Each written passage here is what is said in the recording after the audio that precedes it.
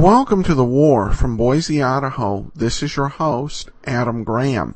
If you have a comment, send it to me, box13@greatdetectives.net. Today we're going to take a listen to probably the very last of the Lux Radio Theater service movie adaptations that will play on this series. And this is perhaps one of the most memorable. The original air date was February 28th of 1944, and it adapted Guadalcanal Diary, which was originally released in theaters in October of 1943. So now we go to Cecil B. DeMille, the Lux Radio Theater, and Guadalcanal Diary. Guadalcanal Diary, with Richard Jacob. Ladies and gentlemen, your producer, Mr. Cecil B. DeMille.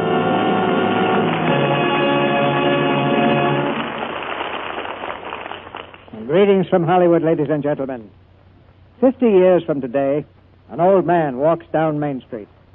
All his life, he's been justly proud that he was one of the famous few. And as he walks, his neighbors point him out to the stranger in town. That man was at Guadalcanal, they say. And perhaps they add, I wonder what it was really like. Right now, that old man of the future is a youngster with a confidence set to his shoulders and a hint of a swagger in his walk. And rightly so, because he is a United States Marine, a Marine who helped to turn the great retreat in the Pacific into a great attack, a Marine who made American history. But behind the confident shoulders and silent swagger lingers the memory of other Marines who rest forever in the green jungles of Guadalcanal. The war correspondent Richard Tregaskis wrote the story in Guadalcanal Diary just as he saw it happen. From that book, 20th Century Fox made one of the really great motion pictures of the war. And tonight, we bring it to you with the same stars you saw on the screen. Preston Foster, William Bendix, and Lloyd Nolan. We borrowed Bill Bendix from his own radio show, The Life of Riley. Most of us have seen pictures of Guadalcanal in the newspapers and magazines. Pictures of the wreckage of war in the midst of choking jungle. And perhaps here and there, a lonely coconut palm still standing above the debris. Strangely enough, that lonely palm tree has a very direct connection with Lux Flakes. You see, before the war, there were rather large coconut plantations on the island. And from these and many others scattered over the globe came raw materials that were used in the making of our product. The next time you pour some Lux Flakes into the dishpan, you might remember that a lot of people and places all around the world are helping to wash your dishes. And turning now from dishes to drama, we raise the curtain on the first act of Guadalcanal Diary, starring Lloyd Nolan as Hook, William Bendix as Taxi, and Preston Foster as Father Donnelly, with Richard Jacob as Chicken.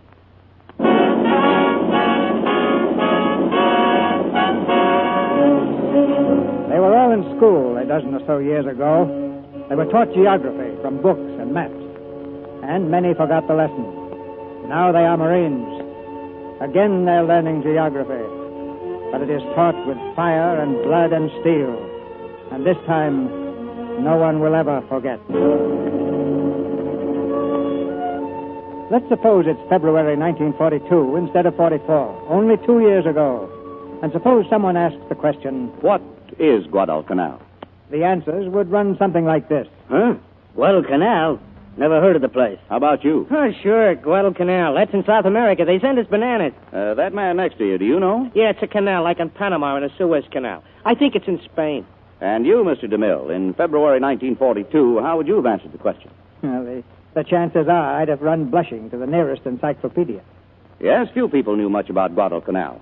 Among those few were these officers in the Marines. Guadalcanal, one of the Solomon Islands lying in the South Pacific. About 6,000 miles from the United States, 3,340 miles from Japan. It's adjacent to several other islands, Savo, Bougainville, Tulagi. Guadalcanal is 90 miles long, 30 miles wide, mountainous and heavily forested. On it are a few copra or coconut plantations. Guadalcanal recently has assumed tremendous strategic importance, following its occupation by Japanese troops who are now using it as a base of supplies in the site of an airfield. This island must be taken from the enemy at any cost and at the earliest possible moment.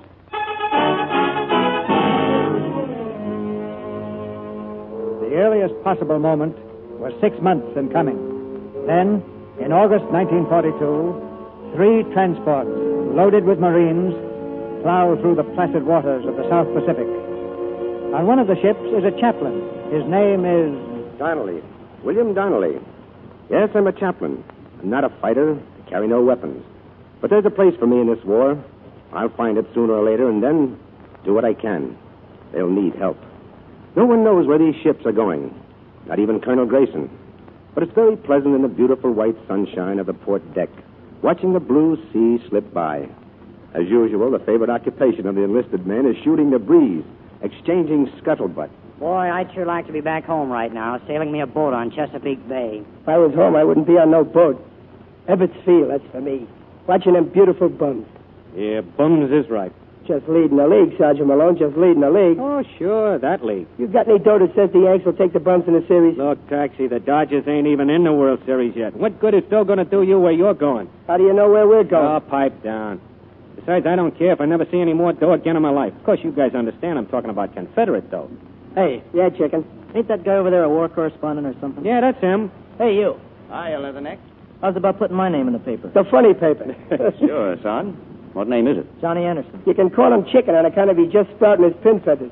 Boy, will a certain party I know get a kick out of that. Ah, you and that certain party again. Look, chicken, you know your mother don't let you go out with dames yet. Yeah, well, listen here, you guys. Me and this certain party... Go on, pipe down, will you? Pipe down. Give the world. At night, we're out on deck again. The boys singing. It's funny in a way. You never hear them singing war songs or that fast jitterbug stuff. It's always the old familiar songs. Sentimental and corny. Then you remember how young they are.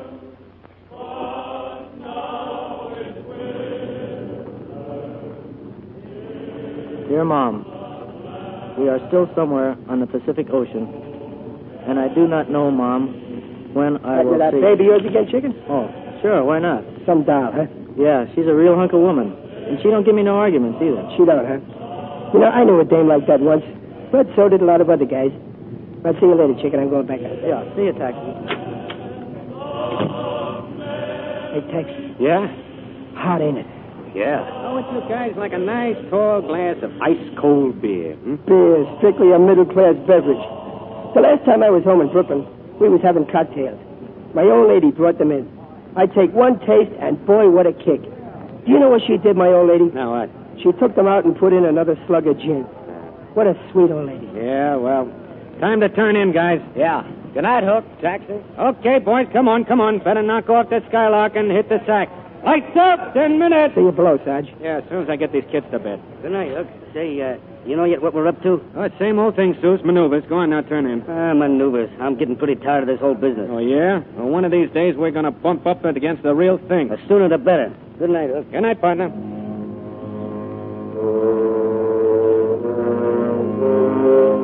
Another lazy day is ended. As uneventful as all our days had been for more than a week now. The only difference is that we're a few hundred miles closer to whatever we're heading for. At dawn the next morning, we learn the answer. Up on the bridge, I see Colonel Grayson, Captain Cross, and Captain Davis. They're looking through binoculars at something big beyond the mist. The men are on the deck below. And what they see is something they have never seen before. Look at it. Just look at it. Hey, what's going on here, boys? Look, Father, look. There's 1,000 of them. Transports, cruisers, destroyers. Yeah, and over there, you see plane carriers? I knew something was up. I knew it. So we're out of maneuvers, huh? Now, if we only knew where we were going. Well, wherever it is, chicken, it looks like we mean business. Boy, I never seen so many ships before. That is, outside the Brooklyn Navy Yard. Hey, something's heading this way. See that launch? Yes, with a civilian. Hey, maybe he wants to enlist. How about me swapping places with him, Hook? Go on, you wouldn't miss this for a year's pay, and you know it. Well, gentlemen, at last I have the news we've been waiting for. We're going to attack the Japanese strongholds on Guadalcanal and Tulagi and the Solomon Islands. You have a question already, Captain Cross? Yes, sir. If I may. The question is, when? Well, it may be tomorrow or the next day or the day after that. If we choose, we can sight Guadalcanal within 18 hours. But whether we do or not depends upon the strength of the enemy's defenses. Captain Davis? I was wondering, sir, if this task force is going to remain with us. I doubt it. The Navy and Coast Guard will lay down a barrage and remain offshore until we've established a beachhead. The carriers will give us what reconnaissance they can. B Company, that's you, Captain Cross, will take the left half of the beachhead. A Company, Captain Davis, the right. Our chief objective is an airfield, which the enemy has almost completed. Now I know you're all wondering about this gentleman here, whom the Navy just brought aboard. He's Mr. Weatherby. He supervised the copra plantation on Guadalcanal, and he can give us an idea of what it's like. Mr. Weatherby, please. Well, gentlemen, after crossing the beach here, you'll have to penetrate a field of grass, as you can see on this map. Well, grass sounds easier than pillboxes. Yes, but it's 4 to 6 feet high. Good stuff for the Japs to hide in. I'm not a soldier, Colonel, but my guess is that your toughest problem is crossing the beach and getting your men under cover of the palm trees as quickly as possible. There's a grove of these trees just beyond the grass. Yes, we're going to lose men, but remember this. Don't stop to help the wounded. The corpsmen will take care of them. You have to cover the men who'll be landing behind you. Is that clear, gentlemen? While I'm on the subject, Captain Davis. Aye, sir. Post the following order. Aye, sir. Annex E to General Order Number 3, burial. Graves will be suitably marked. All bodies will wear identification tags. Now, Mr. Weatherby, about 2 hours later, Sergeant Hook Malone has a mimeographed paper in his hand. The ink is still wet. He holds it carefully as he reads it to the men of Company A. The coming action marks the first offensive in the war against the enemy involving ground forces of the United States.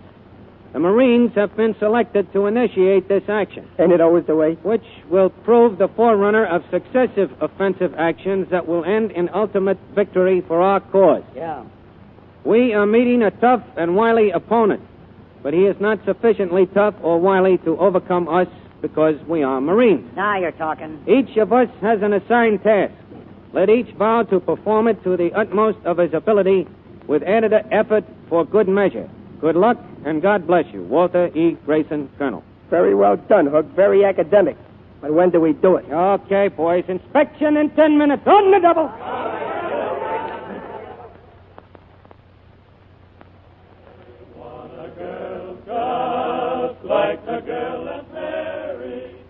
Well, Chick, looks like it won't be long now, eh? Looks that way, Taxi. Hey, what time is it back home, anyway? Let me see. How many hours difference is there? Well, there's 19 between here and San Francisco. Then there's 3 more between there and home, but I can never tell which way it is. Me too. I can never tell whether today is yesterday or tomorrow. Take it easy, kid. See you later. Yeah, so long, Taxi.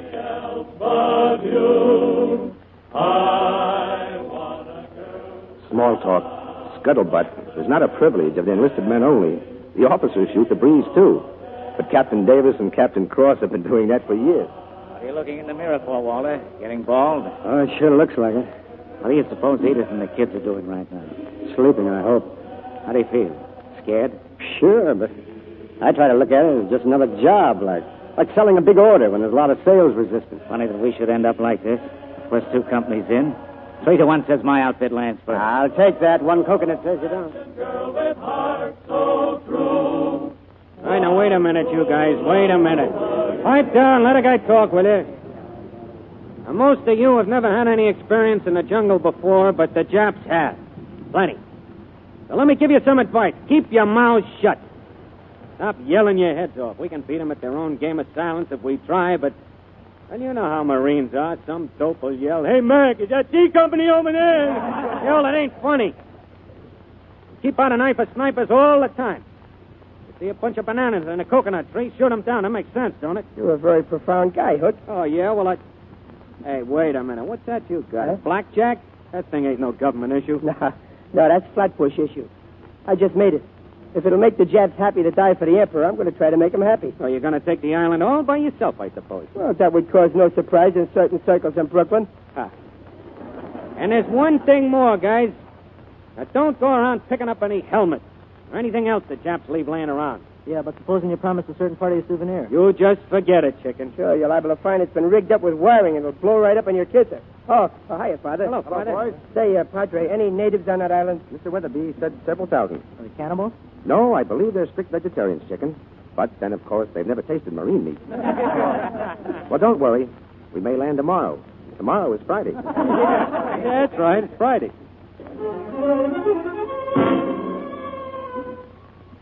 Friday, the 7th of August. It's here. The day of landing. Now, on the decks, there is a smell of oil and steel.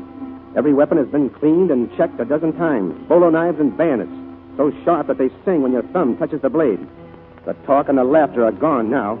Hearts are pounding, nerves jumping. Here and there, a man wets his lips, breathes a little harder, eyes strained, waiting for a sight of that high, irregular mass lying beyond the sheen of water. Guadalcanal. Well, There she is. We must have passed the Jap batteries by now, Colonel. Either it's a trick or they're awful dumb. Well, anyhow, Colonel, if it works out, it'll make a swell story for me to write about. Let's not think of it any other way. It's got to work out. Well, the Lorna landing budget, Sarge. Looks like this is it, huh? Yeah. Well, you better unbuckle your chin straps and your cartridge belts, men. Bring on them Japs, brother. Now, this ain't no turkey shoot, Tex. Make 'em all count. Don't worry, Sarge. I will. Sorry we're not going in the same boat, Walter. There's no use putting all of our eggs in one basket. Funny how we can stand here, preparing to force a landing on the Japs and act as if it were the most normal thing in the world. Yeah, it is, rather. Hey, look. You see the turrets on that cruiser? Yeah. They're getting ready to lay it down. You know, Sarge, times like these kind of make me wish I was back in Brooklyn, driving my cab with the fast meter and keeping an eye on them bums. Oh, what are you talking about? When the Yanks get another crack on them, they'll take them apart. Oh, I should live so long.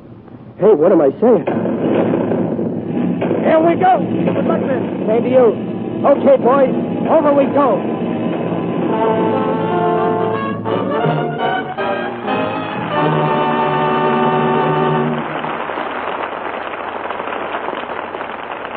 And now, before Mr. DeMille presents Lloyd Nolan, Preston Foster, William Bendix, and Richard Jekyll in Act Two of Guadalcanal Diary, here's our fashion reporter, Libby Collins, to tell us about a style show that has a Treasury Department agent as its star. She's Linwood Delange Gisclair, the maid of cotton for 1944, and she's selling war bonds in over 40 cities, and in her spare time modeling her all-cotton Luxable wardrobe. The clothes are all ones you can make yourself from easy-to-follow McCall patterns, and all the fabrics are Luxable cotton. So you can put what you save on cost and on upkeep into war bonds. An excellent idea, Libby. Won't you tell us more about Miss Gisclair? Well, she's a tall, dark Louisiana co-ed, and she was selected maid of cotton from contestants representing all the southern cotton-growing states. She's touring the country showing women how practical and pretty an all-cotton wardrobe can be. So watch your local newspapers to see when she'll be in your town. Is everything she wears made of cotton? Mm-hmm. Dresses, stockings, undies, even shoes. There are slacks, play clothes, suits, lovely feminine afternoon frocks, evening dresses, too, all made of cotton and all Luxable. The fabrics were all tested by the Lux Laboratories and will still be bright and new-looking months later if you always wash them with gentle Lux flakes. Yes, Libby, nice cottons are really fine fabrics. They deserve the same gentle Lux care you give rayons to keep them lovely longer. Harsh soaps, too hot water, and cake soap rubbing can make them look drab and old before their time. Always use lukewarm water and mild Lux flakes. Then you can be sure your pretty cottons will lead a long, long life. Listen while we sum it up for you in both words and music. Cottons lead a long life when they lead a Lux life. Now, our producer, Mr. DeMille. Act Two of Guadalcanal Diary, starring William Bendix as Taxi, Lloyd Nolan as Hook, Preston Foster as Father Donnelly, and Richard Jekyll as Chicken.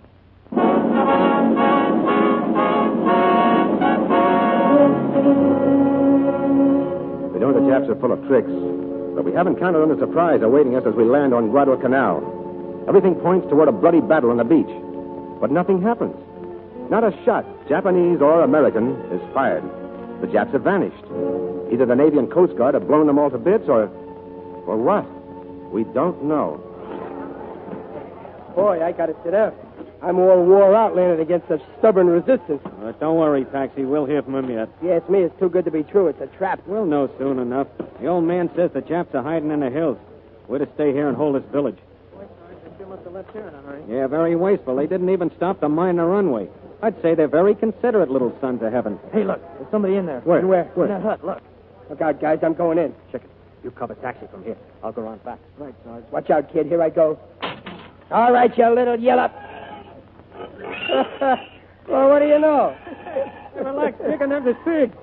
Pigs, they're pigs. Yeah, look at them go. I'm sorry I called you a nasty name, pig. Hey, give me a cigarette, will you? Yeah, here. Say, since when did you start smoking cigarettes? I'm starting right now. Hey, fellas. Foot says they got a warehouse full of Jap beer and caviar. Yeah, fish eggs. I was eating some. They taste pretty good. Maybe the Japs poisoned them. If nothing happens to you, Butch, let me know. Gangway, gangway. Hey, Padre, Hey, where'd you get the bicycle? Don't crowd me, boys. There are plenty more where this came from. honey. There must be a couple of hundred Jap trucks over there. Radios, guns, everything. Well, Padre, I guess we really caught them with their kimonos down, huh? Well, if you want to be elegant, Taxi, that's one way of putting it.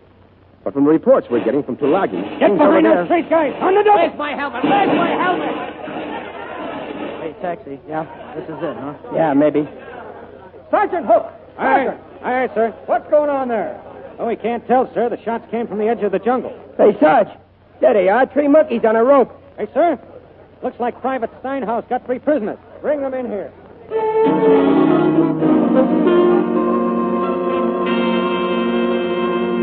Hey, taxi. Pretty small guys, huh? Yeah. They don't smell so good either.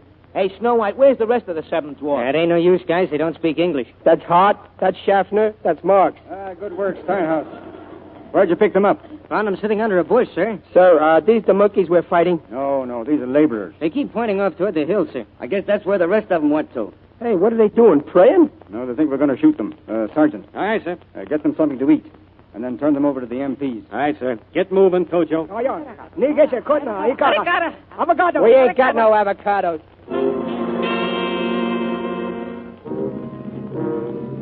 We don't have to wait long to learn what tropical weather is like. The sky suddenly blackened and we're drenched in a steaming cloudburst. The rain comes down in torrents, and through it sloughs the steady plop, plop, plop of the sentry's feet. And then it comes. A solitary shot, and one of the sentries sighs and crumples silently into the black mud. He is dead. Coleman! Forget it. Too late. Is he dead? Yeah, chicken. He's dead. May God have mercy on his soul. Annex-E to General Order Number 3. Burial. Graves will be suitably marked. All bodies will wear identification tags. We know now that the enemy has not fled. That in the denseness of the jungle, men are lurking. Silent, dangerous. Watching us. How many are there? Where are they hiding? How grave is our danger? Not one of us can say. All we can do is wait. Wait and watch in the rain. In the distance, we hear the dull rumble of naval guns. Our ships have met the Jap Navy. And we realize that if our people out there lose the battle, we'll be fighting for our lives before morning. Suddenly, most of us know the awful feeling of being pitifully small. Tiny particles of humanity caught up in the gigantic whirlpool of war. At such a moment, without knowing it, we thank God for men like Taxi. Yes, leave it to Taxi to break the tension, one way or another. Help with the Jap! A Jap, he's got me! Help! Hang on to him. Take him off me! Take him For the love of... Take him off! Yeah, hang on to him, Taxi. Tojo himself. That's the best-looking Jap I ever seen. I'm sorry, Sarge. I could have sworn I felt his buck teeth. All right. Corporal, here. Here's your first Jap prisoner. It ain't nothing but a hook of palm tree. Yeah, that's right. I guess the rain must have knocked it off the tree and dumped it in my arms. Yeah, you captured it barehanded. The Flatbush Sergeant yours. Well, I couldn't help it. All right, you guys, pipe down, shove off. Go on, shove off, get some sleep. We feel better in the morning. We dig foxholes, and on the airfield, steamrollers and tractors roar out, setting up defenses against the day when we'd have our own air support. And knowing that until that day arrives, we have but one course to follow on Guadalcanal. Dig in, and wait.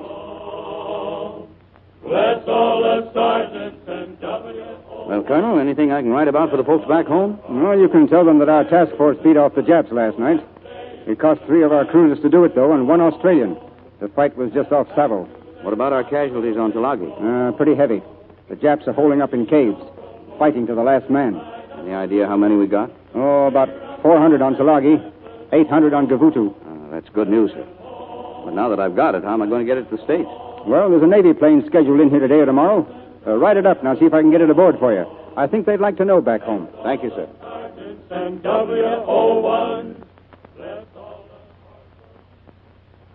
Yeah.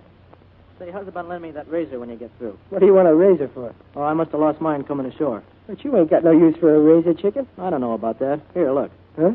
Where? No, not there. Down here. You see, under the chin. Under the chin? Yeah, kind of run your finger there. Hard to say, though. Yeah, sure it ain't sand, huh? No, I just washed my face, Taxi. You did, huh? Yeah, I guess maybe you got a whisker there. Yeah. Yeah, you can see it now with the naked eye. Yeah, that's what I said. You want I should lather you up and take her off, huh? No, I just as soon you loan me the razor. The chicken's got feathers. What do you know? Hey, that's kind of cute, ain't it? Oh, there's the Padre. I got to tell him. Hey, Father. Yes, Taxi? Chicken's turning his whiskers loose. Look. Say, that's right. Congratulations, chicken. Boy, there's a certain party who'd sure like to know that... No, I guess it'd be kind of silly to tell her. Well, I imagine she's assumed as much all along, chicken. Look, I just found something, too. Limes. They're limes, huh? Yes. Hey, Hook, come on over here. Chicken's got whiskers and the Padre's got limes. Oh, yeah? Now, if we only had some gin, nice bizwater, a couple of maraschino cherries, I'd picture Tom Collins. We could drink the chicken's beard. Excuse me, Padre. I was just thinking out loud, you know. Well, that's all right, Sergeant. You furnish the other ingredients, and I'll supply the limes. Here we go again. Interdiction, guys. Condition red. Condition red. Get into the back hole, men. Get in the back hole. Somehow I can't get over how enemy planes, with the obvious intention of dropping a bomb on my head, can look so beautiful. Get down, Padre. You ain't kidding about this bomb. Hey, chicken. He's hit. Who's hit? Me? Hey, you. Look at the blood. Hey, guys, I'm wounded. Let me see. Are you okay, chicken? Just a concussion. You oughtn't to burrow in so deep, kid. Cushion yourself on your elbows. Yeah. Hey, they're dropping something out of those planes. Parachutes. They're bailing out troops. Those ain't men, Sarge. Look, they're baskets. Yeah, baskets. Supplies, probably, for their men in the jungle. Yeah, most of them are going to land right here, though. Come on, guys. Let's take a look. Food and ammunition. Hey, look, a box of candy. They need candy like the Dodgers need a fourth umpire. Now, wait a minute. Look, papers. They look like messages. Yeah, they're full of good writing. I wonder what it says. We'll soon find out. Hey, Manuel. Yes, Pirate. We have a Jap letter for you. That's for me, all right. Me speak Japanese almost good. I speak English. That's what I'm afraid of. Here. It was in this basket, Manuel. Let me see these. Oh, it say here, the enemy before your eyes is collapsing. They mean us. Hey, Sarge. Yeah? Look at me. I'm collapsing. God, shut up. Go on, Manuel. It said, be assured of help from Imperial Heaven. By no means run away from your position. The enemy has suffered enormous losses. All transports have been sunk and their choicest troops annihilated. Yeah, it's funny. I never thought of it. Maybe we're dead and we don't know it. How about that, Padre? Well, if we are, at least it's not Imperial Heaven. Sergeant Malone. All right, sir. Find Captain Davis. Ask him to come here. He's got a touch of cat fever, Colonel. I just took him to the sick bay. Captain Cross, then, right away. Yeah, all right, sir.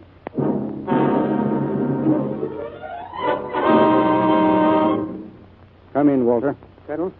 I've just had a report. The natives say there's quite a large bunch of Japs at Matanikau village. Aye, sir. That's about 5 miles from here.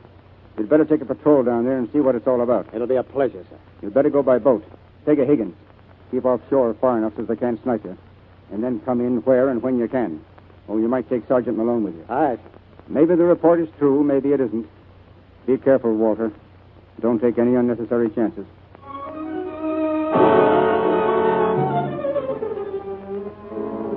They leave at noon. Captain Cross, Hook, and 24 men.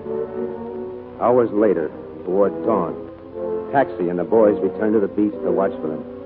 It is almost dark when they see something offshore. I tell you, need a log. It's moving. See? Step aside, gents. I'll show you how I used to win them Cupid dogs at the Coney Island Shooting Gallery. Buck, you missed. Wait a minute, Taxi. It's a guy. Look, he's swimming. Yeah, that's right. A Jap. Coming this way, too. Probably a one-man suicide squadron with a load of dynamite going to sneak in as soon as it's dark. If it's a Jap, where'd he come from? Some of these groups are pretty good swimmers, kid. Maybe he come down the coast where Hook and them went. Taxi, it is Hook. Put down that gun. Trying to run out on that bet, huh? You're nuts. Look, Taxi, it is Hook. Hook! Hook! Sarge! Sarge! I might have shot him. Gangway, guys. I'm going in after. You all right, Hook? You all right, kid? Yeah, get me to the colonel. I got to see the colonel. Sure, Sarge, sure. Come on, guys. Right. Pick him up.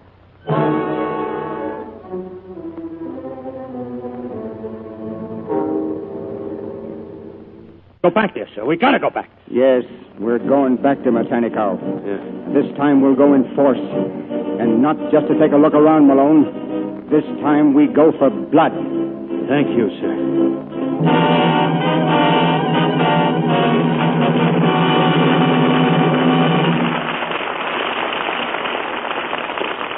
We pause now for station identification. This is CBS, the Columbia Broadcasting System.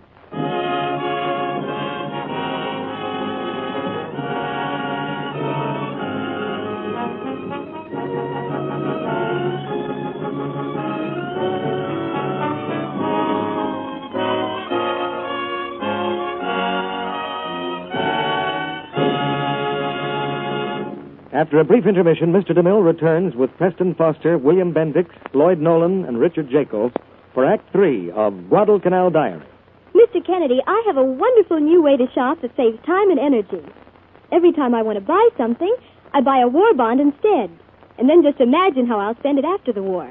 Let's ask a couple of people from the audience what they'd do with it. I'd like something for the house, like new curtains or an electric mixer. I'm going to buy something pretty for myself. Well, I'm going to buy nylon stockings, half a dozen pairs right at one clip. Yes, that's what many women say. But so far, those post-war nylons are only a dream. So why not let's face the facts? Lots of women didn't like nylons at first, remember? Then after they'd worn them for a while, they raved about them. Probably you didn't like the new rayons much at first. Neither did their makers. But they needed time to work out improvements. Now there really are some lovely ones. And if they're given the right care, they wear as well as silk. Every time you put a pair of those pretty rayon stockings in the wash bowl, remember... That's practically $1 bill in that wash bowl. So I hope you're using Lux Suds, because dollar bills don't grow on trees. If you're tempted to be careless and use strong soaps for stockings or rub with cake soap, remember, those stockings cost money. Give them the Lux care they deserve, and they'll repay you in extra wear. Yes, strain tests prove stockings washed with Lux Flakes last twice as long as those rubbed with cake soap or washed with a strong soap. Nightly Lux Care cuts way down on runs. Helps you to get 2 pair wear from every pair. If your dealer is out of Lux Flakes, try again soon. More is on the way. Remember, Lux is worth waiting for. Now, Mr. DeMille returns to the microphone. We'll investigate the private lives of our stars after the play. But now here's the curtain for the third act of Guadalcanal Diary, starring Preston Foster, Lloyd Nolan, William Bendix, and Richard Jekyll.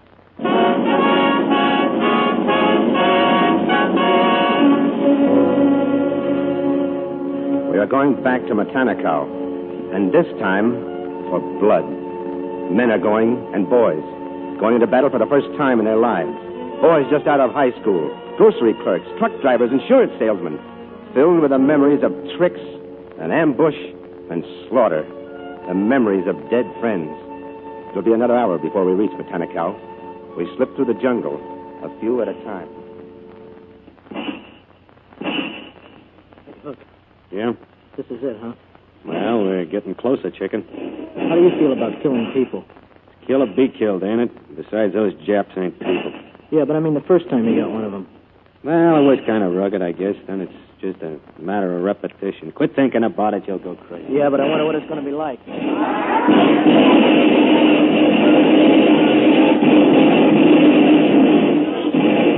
chicken. Yeah? You got plenty of cover here behind these trees. I got an idea those monkeys will be coming this way. You can pick them off from here like fish in a barrel. Look, where are you going? I'm going over to see how Taxi's making out with the mortar. I'll be back. Just keep your head down, kid. Hey, look, there's one over there in the clearing. Yeah. He's dead. Yeah, it's an officer, too. You see a sword? That's for me, Hooks. That's You nuts, get down. Oh, he's dead, ain't he? And I promised a certain party a souvenir. You got enough to think about without going after souvenirs. Now, you just think.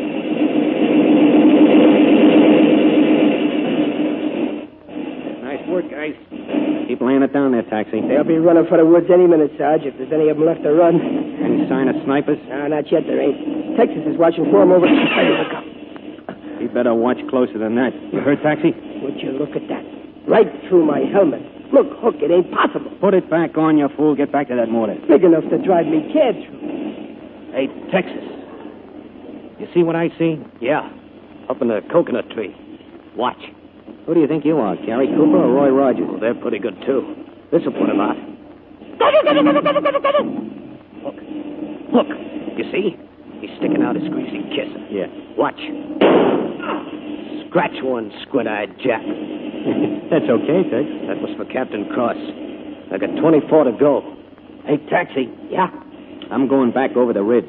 Join up with us there when you're through, huh?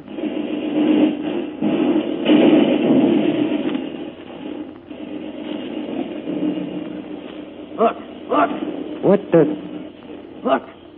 Hey, chicken. Where are you? Hurry, Hook, hurry.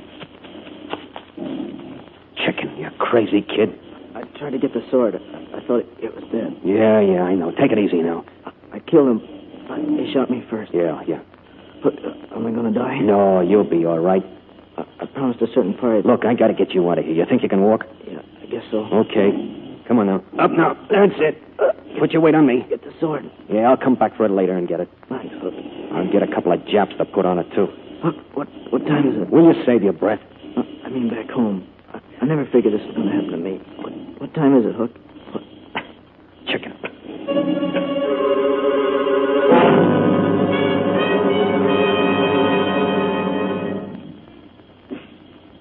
We'd better get him to an ambulance, Doctor. He'll never make it, Father. Is it that bad, Doc? He's lost too much blood, needs plasma, needs it fast. Can't we give it to him here? With all these other men waiting? He's just a kid. They're all just kids. I've watched you often enough. Perhaps I could do it myself. You? Well, why not? You'll die if you don't. Nothing to lose. Coleman! Plasma! Over here, quick!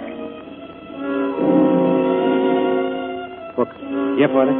I think he'll be all right. You'd better get back. I'll watch out for him. Yeah, thanks, Father.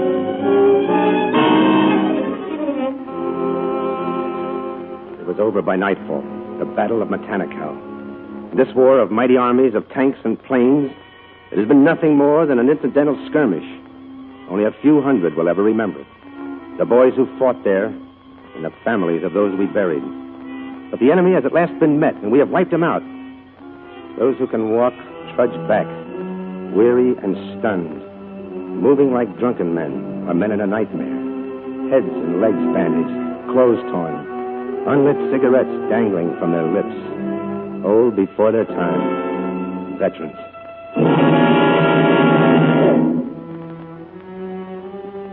We rest at the village. And then, in the morning, as if from heaven itself, comes the one thing that can best snap us out of it. Mail. Mail from that distant, hazy spot, filled of hopes and dreams. Home.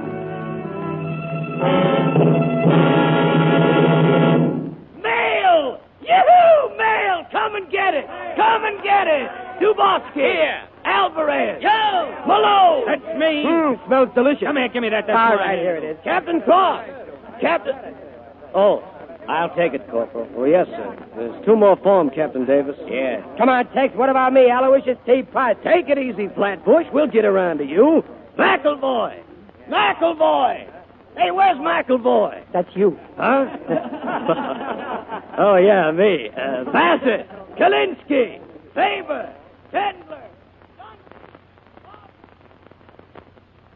Hey, fellas, I'm a mother. I'm a mother. Her name's Geraldine. She's 3 months old. Hey, did you hear that, fellas? I'm a mother. He got up a little soon, didn't he? Yeah. Who'd you hear from, Taxi? Oh, me? Oh, from the Flatbush Athletic Club. It says, are you keeping fit these difficult days? You owe it to yourself to exercise regularly so that you will keep your body in the pink of condition. You think we've been neglecting our health out here? Yeah, I think I'll join up. Come on, Hook, let's go over and see the chicken. I told Tex I'd bring him his mail.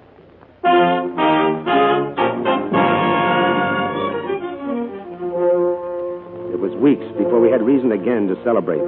Weeks of rain and disease and malnutrition. Weeks of digging graves. Of watching the enemy slip more and more men ashore. Weeks of being a target day and night of their bombers and Zeros, against whom we're lucky to put up 6 or 7 Grumman fighters. We wonder if this will be another battalion. And then they come. Reinforcements at last. Immediately we start to push inland, and that Jap runs to his hills and his caves, sweeping us down with machine guns, chained to them sometimes rather than surrender. One by one, these fanatics must be blasted out, and the job goes to men like Taxi and Hook. They do it with dynamite and grenades, with gasoline, and sheer guts. To them, it's all on a day's work now. And when the job is done, back to camp they come and rush for the portable radio. All right, pipe down, you guys. Pipe down. I got it. Listen. And now for the world of sport. Shut up. Sportsman's Park, St. Louis was packed with 34,000 wild-eyed fans as the Cards and Yanks tangled in the second game of the current World Series. Come on, you Redbird. Give us the score. Give us the score. In the 8th inning, with the score tied 1-1, the fans got the thrill that they've been waiting for. Yeah, but will you give us the score? The Cards had 2 men out when Enos Slaughter caught a fast one and slid into second base for a double. That's it, Enos. I knew you could do it. It's all right, Sammy. Think nothing of it. Then Phil Rizzuto at second let the ball slip away, and Slaughter dashed safely to third. I was expecting that. And that brought Stan Musial to bat. He worked on him for a 3-2 pitch. And then with the home crowd screaming for a hit, he crouched over the plate. Turn it around. Hey, wait a minute. It's coming in again. Listen. And so, baseball fans, today's game ended with a final score. And that's the way today's game ended. Thanks for listening, folks. See you tomorrow. Position red! Position red! Position red!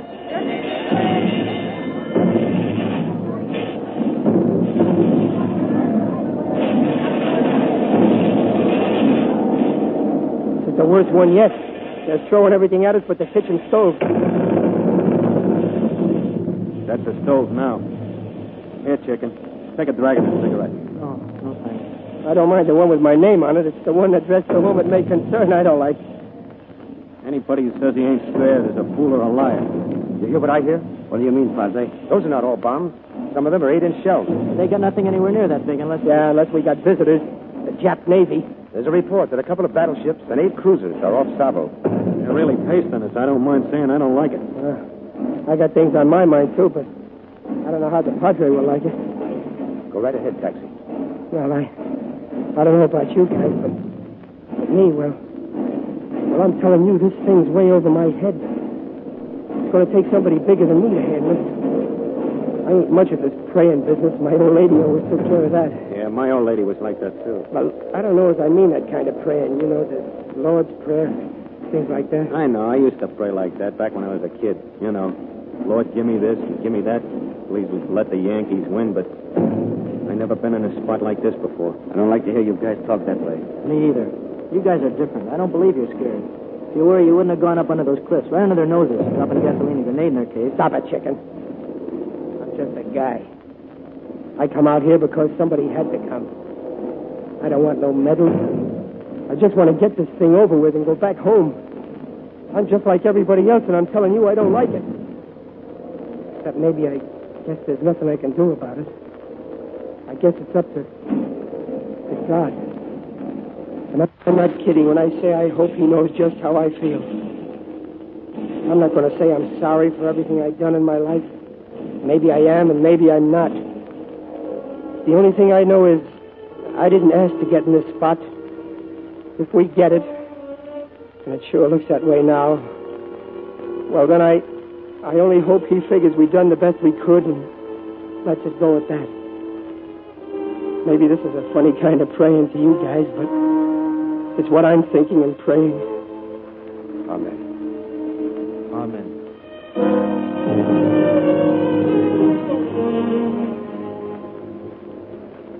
You're sick at your stomach. Your head rings like a giant bell, pounded with a giant sledge. It's as if God grabbed the world by the shoulders and shook it, trying maybe to bring it to its senses.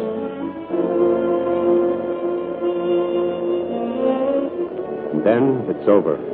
But you're not certain because you still hear it in your head. The earth doesn't leap up at you anymore, and the shells have stopped screaming. But the planes are still there.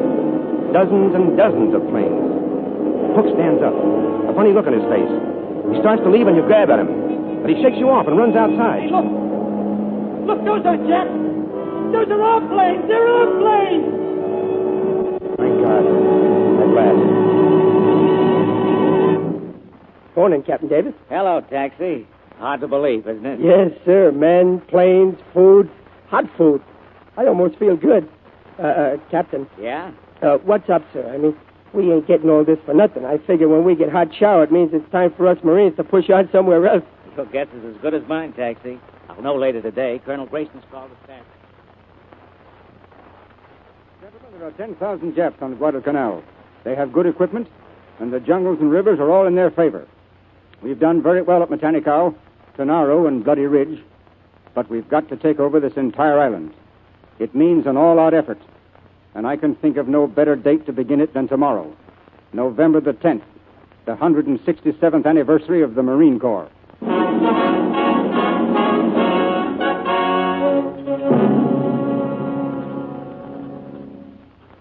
Dear Mom, I'm fine and hope you and Dad are not worrying. It's funny you writing to me how you went to the blood bank, because a few weeks ago they gave me some of that plasma when I got hit a little. Maybe it was your blood. That would be funny, wouldn't it? Everything here is okay. No kidding, and maybe I'll get home soon. Well, Curly, I bet you never expected to hear from me again, but I fooled you. Because when a gentleman like I tells a lady like you something, that's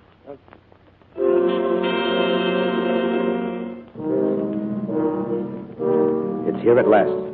The great offensive. The men have written their letters home. For many, their last letters. We start at dawn. Along the shore and through the jungle, there was but one command. Attack, attack, attack.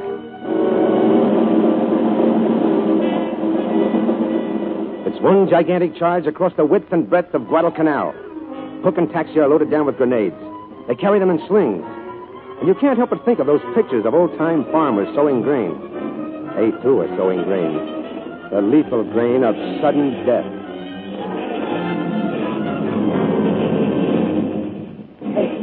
Ain't that General Vandergrift over there with the colonel? Yeah.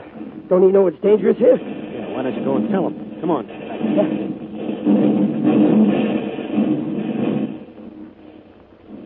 And there is Sus, born in some tiny Mexican village.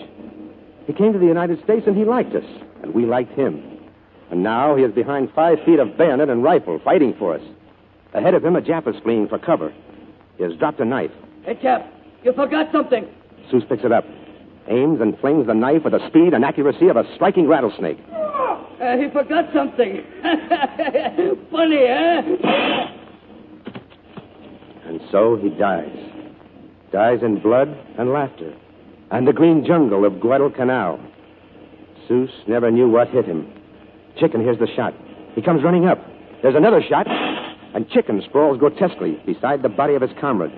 And then, out of nowhere, appear 2 Japanese. And with their rifle butts, they prod the motionless bodies. Banzai, honor to the Emperor. And back to nowhere, they disappear again. But not quickly enough. Chicken is on his feet and his rifle at his shoulder. And 2 quick shots make 2 dead Japs. That's one you taught me, Sergeant. Chicken has remembered a Jap officer and a shining sword for a certain party. And on it goes, an avenging army, yard by yard, mile by mile, drunk with righteous hate and fury, until at length this island is cleansed of its plague. Those few Japs who are still alive dash headlong to the sea, and the waters of the Pacific rise and ring down on infamy, a green and foamy curtain.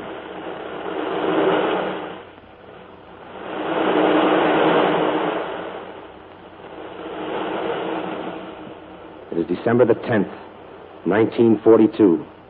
We are leaving Guadalcanal today. They have told us our job is done. More soldiers are landing now, and from this tiny foothold in the Pacific, in good time, we'll go forward. We're all at the beach. Offshore, we see the ships that brought them here and will carry us away. Okay, you guys, stay put, will you? We'll be going aboard in a few minutes. Hey, taxi, look at me. Whiskers all over. Look at him. Hey, I thought you guys here'd be fighting in foxholes. This joint looks great. Give it time, Bud. The beauty will wear off. Hey, Sarge, what's it like out here? Oh, it's not too bad, soldier. It's pretty rugged. So long, guys. See you in Tokyo. Okay, we'll be there waiting for you.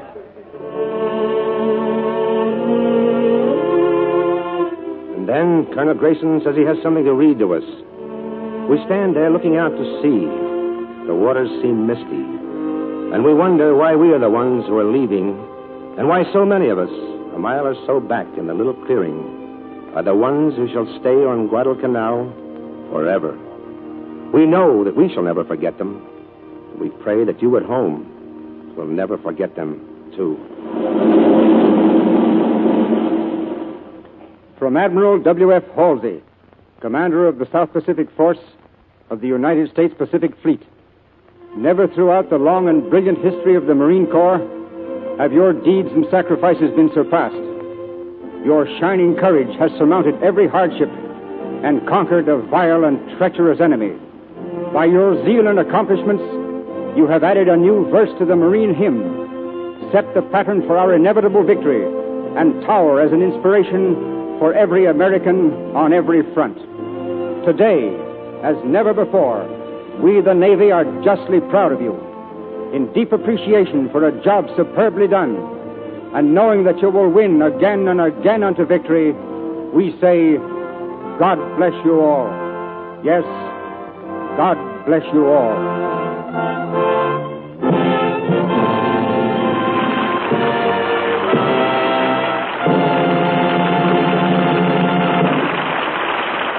curtain falls on one of the most stirring real-life dramas of our time. In just a moment, Mr. DeMille will return with our stars for a curtain call. Have you ever noticed how music can be used to express a mood, to picture a situation? Take two women, both doing the daily job of washing dishes.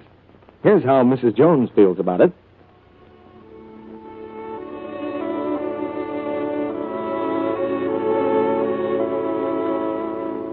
Oh, dear, I wish I were through. And just look at my red dishpan hands. But, Mrs. Smith...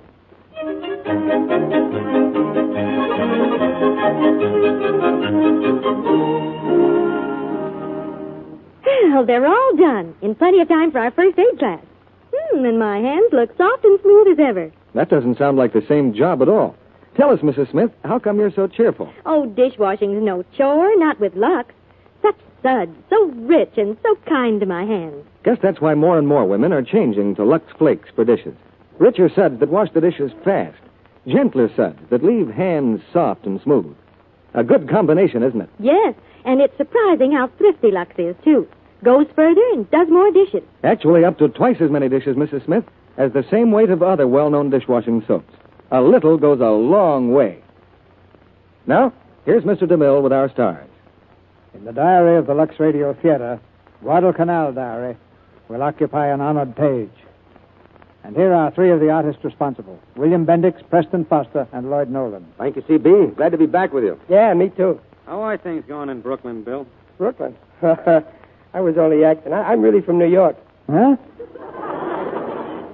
You're not really a Dodger fan? Please, I used to be a bat boy for the New York Giants. Oh, say, by the way, are they still in the league? Don't kid about that. We are very sensitive. Besides, it makes me remember the great tragedy in my life. The time I had the chance to go south with the Giants for spring training and couldn't make it. Accident, Bill? No, my mother wouldn't let me. A bat boy. Well, that's very interesting work. Another man that's always amazed me on jobs is Preston Foster. He's done everything from setting up pins in a bowling alley to singing an opera. How many jobs did you have before you got into pictures, Preston? 56. Well, it's pretty hard to beat in Hollywood. Well, I've just made it, C.B. Guadalcanal Diary was my 57th picture. I don't think you'll last, do you? What's your next play, C.B.? Well, Lloyd, the author is one of the foremost novelists and playwrights of the 20th century. And next week's play is one of his triumphs, The Letter by Somerset Maugham. And our stars will be Betty Davis, Herbert Marshall, and Vincent Price. Betty Davis' fine performance in the Warner Brothers picture will be long remembered by all who saw it. And next Monday night, she brings us this drama of a few dangerous weeks in the life of a beautiful woman. A performance by Betty Davis is something you just can't miss, C.B. Good night. Good night. Good night. Good night. And remember, the Marines are still attacking.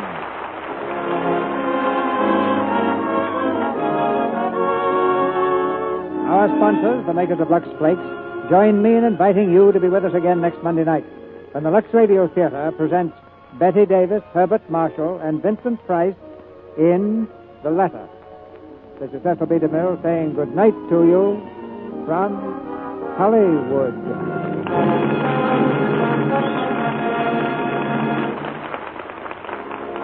William Bendix will soon be seen in the 20th Century Fox picture, Greenwich Village. Preston Foster appeared through the courtesy of 20th Century Fox and will soon be seen in The Bermuda Mystery. Lloyd Nolan was heard through the courtesy of 20th Century Fox, producers of The Sullivans. And Richard Jekyll is currently making Wing and the Prayer, also at 20th Century Fox. Heard in tonight's play were Herbert Rawlinson as Grayson, Ed Emerson as Davis, John McIntyre as correspondent, and Paul Zaremba, Tom Holland, Eddie Marr, Howard McNear, Ken Hodge, Bob Young, Charles Seal, Charlie Lung, Norman Field, Gary Breckner. This program is broadcast to our fighting forces overseas through cooperation with the Armed Forces Radio Service. Our music was directed by Louis Silvers. And this is your announcer, John M. Kennedy, reminding you to tune in again next Monday night to hear Betty Davis, Herbert Marshall, and Vincent Price in The Letter. Attention, Victory Gardeners. Spry offers you Aunt Jenny's Rainbow Victory Garden. 6 kinds of choice vegetable seeds. Marglobe tomatoes, Imperator carrots, famous varieties of Swiss chard, lettuce, beets, radishes, and 5 rainbow gladiolus bulbs in glorious colors. Send name and address with 15 cents in coin to Aunt Jenny, Box 3, New York 8, New York. Offer limited to the United States of America. This is CBS, the Columbia Broadcasting System. Welcome back. Well, another solid adaptation. I would probably put it right up there with Wake Island and So Proudly We Hail in terms of the quality of the story and the acting. And it kind of serves as an interesting contrast with Wake Island, which was very much a picture that was seeking to rally Americans in a sort of remember the Alamo, fight to the last man rallying cry. This one focused on a triumph of American courage and might in a difficult and gritty situation, with some nice light touches added in by William Bendix, who always brings something very unique to every role he played. While this is the last World War II movie we played, these definitely really served a purpose in rallying the American people, and as I said, this was certainly one of the best of them. That will do it for today. If you have a comment, email me, box13@greatdetectives.net. I welcome your story or that of loved ones who served during World War II. Ken Curlin provides our opening theme music, KenCurlin.com. I am your host, Adam Graham. This series is provided as a service of the Great Detectives of Old Time Radio, GreatDetectives.net.